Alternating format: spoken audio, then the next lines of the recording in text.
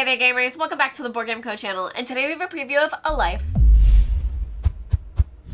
Hey there gamers, it's Professor Meg here, and welcome back to the Board Game Co channel. Today we have a preview of A Life by Skellig Games. Now this is a current Game Found campaign, so you can check out the link down below for everything that they have planned. This is a sponsored preview, and this is a prototype copy in front of me, so all rules, components, things like that are subject to change. And before we dive into it, if you'd like to see exactly how this game plays, there will also be a gameplay on the channel between Alex and I, so be sure to check that out.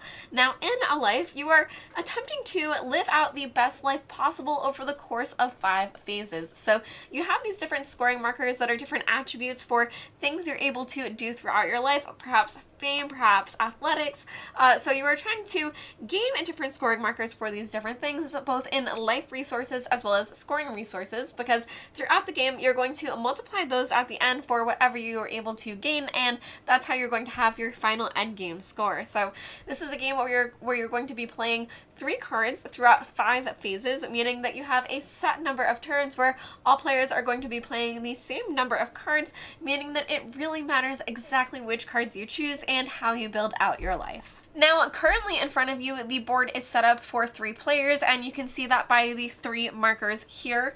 And I only have 1 player board here showing in front of you for you to have an example of how this is going to change throughout the game. So there is a player order that is going to change depending if you're playing 2 players or 3 or more, but we do currently have this game set up for 3 players, and we're currently in the first phase as children. So as you can see here, there are cards that you're going to be gaining throughout the game, and you're going to use the different tags on them or perhaps other actions as well to develop out your life in front of you on this board here.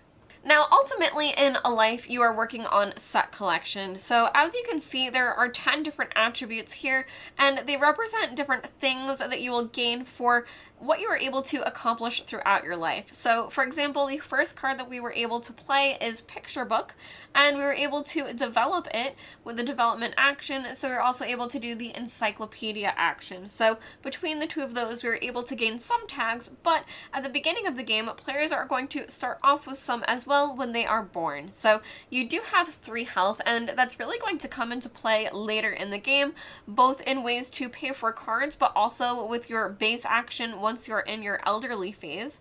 But at the beginning of the game, these tags are a way to guide you toward to who you might want to be. So as you can see, we started off with certain things where we have a bit of strength, a bit of family. We also have the book symbol here. And with our first card, we were able to add in our education as well as our happiness. And then we were able to develop our fame as well as this hand symbol here. So with that, we were able to do all of this, but in order to be able to develop, you have to be able to meet the requirement on the bottom. So sometimes it is a cost. For example, here we had to discard a card, which is this card here, television. So we had to discard this to be able to do that action, but then we were able to draw a card as well. And when you are drawing cards, you can either draw for the current phase you're in or a phase ahead as well. So that's how we were able to have an extra level 2 card here in front of us.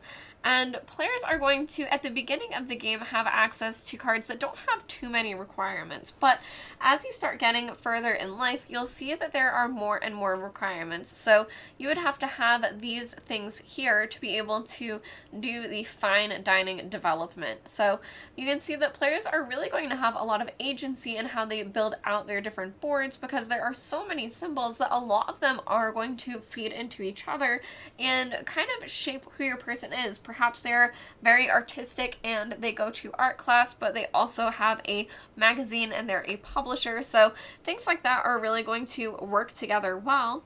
And players are going to have options when they are selecting cards of the cards in the rows in front of them, or they're also going to be able to draw from the different decks and play those cards instead. So to walk you through what a turn is going to look like for a player, you're always going to advance your marker. So this is us here, and we would have to advance, and as you can see, there are certain lines. So we would be able to currently take either the birthday card, the big sister card, or the board games card, but we're not quite close enough to be able to take the playtime card at the top.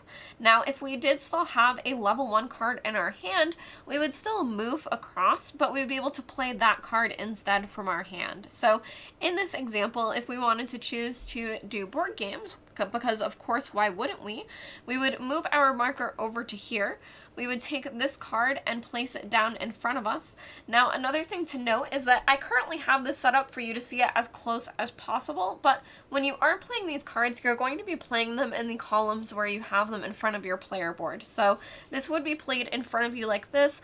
I highly suggest checking out the gameplay to see exactly what I mean, but I do just have these over here for you to be able to see everything a little bit closer. So here with board games, we would increase this, which is one of our scoring resources, but this one is going to be a life resource. So for both of these resources, they're going to be multiplied together at the end of the game to have scoring for you. So for example, this happiness one right here is currently 1 times 3, meaning that it would be 3 points for us, but some things are going to have us requiring having them, and in very rare instances, there are also going to be cards that will have you lose that thing instead. So, for example, this one is something bad that might have happened to you. It was an accident.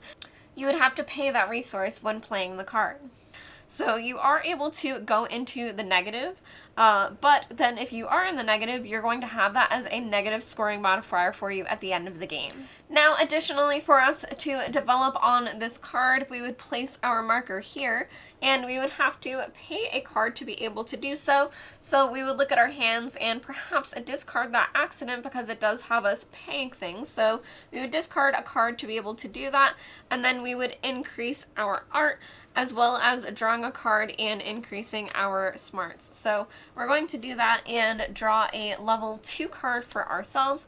And then finally at the end of our turn, we'll also fill in this one spot that we had so that the next player would also have an option of the next card that's there. Because as you saw earlier, you are able to share spots with other players because there is a turn order, meaning that if you take a card before them, they obviously don't have access to it.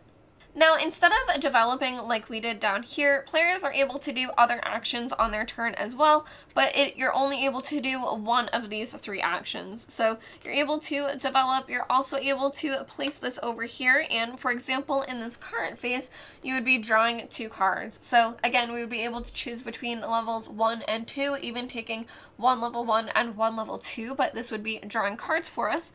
But as you can see later in life, sometimes it will be things like gaining money, and once you are all the way in the final phase of life, you would have to either pay 2 cards or lose a life if you are not able to develop. So hopefully the cards that you are taking, you're able to develop with those, or you're able to take the friendship action with 2 cards, or ultimately you're able to lose some of that life and not die. Now, in this game, you are able to die, and that means that you will score what you currently have. So it isn't the worst for it to happen, especially in the final round, but you don't want to die prematurely and not be able to have future rounds. So with that, the final action is the friendship action I mentioned, which here in phase 1 only costs 1 card, and players would discard a card in similar fashion like I have been for other actions, and then you would be able to take your token instead and place it on the top of another player's card. So if this was in another player's area,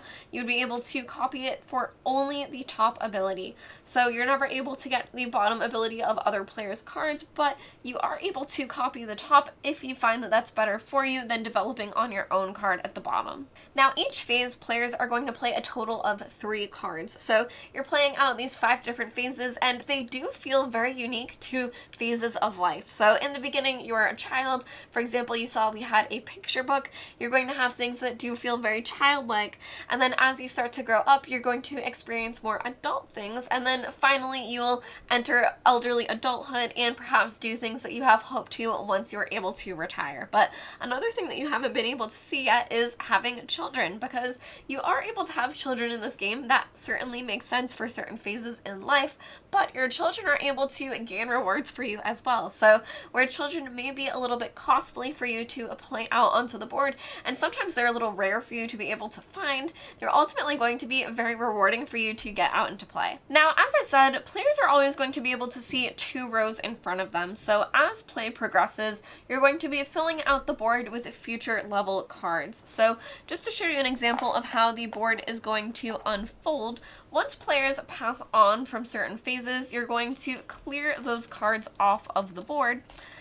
So I'm just going to grab these off here, and then you're going to be able to unfold the board. So you're certainly able to play with this fully extended if you'd like, because this is just a very big map here, but you are going to be unfolding it to specific areas so that you can see everything that you need to without having to have the board fully extended. So you can see where each phase is 3, and players are going to progress all the way over here to the end. But in phase 3, that is when players are going to start seeing those baby cards that I mentioned. So here in my hands, I do have one, and it's going to be a tag. Some of them will be at the top, some of them will be at the bottom, but if you're able to get these cards into play, then starting with phase 4, you'll draw 2 level 1 cards and apply the top effects. So to show you exactly what I mean, if you did have this in play for phase 3, then during the beginning of phase 4, you would draw 2 of these, which you would normally no longer have access to during those phases, and you would choose one basically representing what type of child you have. So they could be a small brother, or they could be born during Christmas, during Advent season. So you're going to choose which tags are best for you at the moment. This top one is actually allowing a player to draw cards, so you'd be able to draw some of those phase 4 cards to help yourself with some options, but that is what is going to happen during phase 4.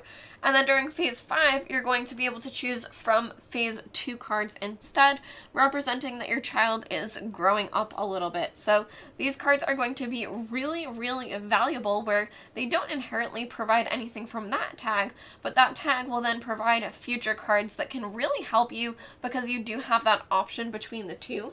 So you're really able to use that to build out your player board. Now, ultimately, players are going to be working on increasing those different scoring modifiers. So spreading out your scoring can be helpful, but ultimately you're going to want to focus on something. So who you are as a child may give you a good focus with your first few turns. Of course, you're able to pivot, especially if certain powerful cards come out, or if you draw things that happen to synergize well together. But ultimately, players are going to be rewarded for trying to build out this scoring mechanic, because you can have your different attribute resources set out, and 1 times 6, for example, is only 6 points, but 3 times 6 is going to be 18 points. So ultimately, trying to increase those modifiers is going to be a huge chunk of points, and ending up with any in the negative is going to give you a big negative multiplier as well. For example, that 6 points could be a -6, so you want to make sure that you aren't ending with any in the negative if you're able to help it, and ultimately increasing as many as you're able to, synergizing well together.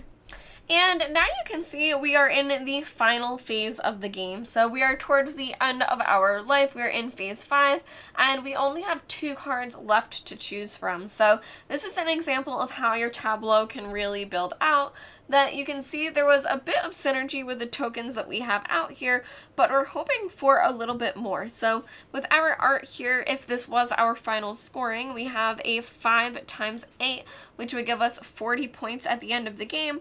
But for this one over here, we're currently only getting 6 points. So if we are able to increase this scoring for ourselves, that would be huge. And one of the ways to do so, as you saw earlier, is to have cards in your hand that you are intending for the end of the game. So if you are planning out exactly what you are going to be playing, you might know exactly what you want to do, but sometimes you might have to rely on what is out on the board as well and have that be what you choose to do. So for example, where this one may be something that's really great for us to increase, intensive care over here is an example of something negative that might happen, that it does give you a whole bunch of scoring resources, but it will cost you 1 of your hearts. So you would have to still be alive, you would have to pay your heart, but luckily that it is in the last row of the game, that doesn't matter too much as long as you are still alive when you're choosing it. But if it had been earlier, you might have had the game end early on you if that was your last health. So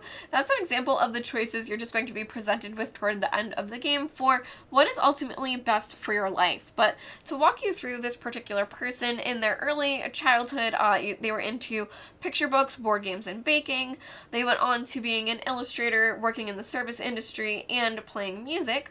but ultimately they had family planning, they became an engineer and a musician, so there was a whole lot for them to do, but that all led into theater, becoming an author, and yoga, and that all completely makes sense because ultimately they wrote their journal and their memoirs. So what is still left for them? That is up for you to decide taking a look here, but as a reminder, you can check out a gameplay on the channel between Alex and I if you'd like to see exactly how this game plays, because a life ultimately is going to be all about set collection. You're trying to gain these different resources, both the life resources and the scoring resources, so that you're able to increase them as much as possible and then multiply them together for points for yourself at the end of the game to represent how well you were able to live your life and synergize with the different events that have happened to you. So you might choose some positive paths, and a lot of the charm of the game is going to be deciding between these different things that you want to do. For example, we took the board games card and we're probably not surprised. So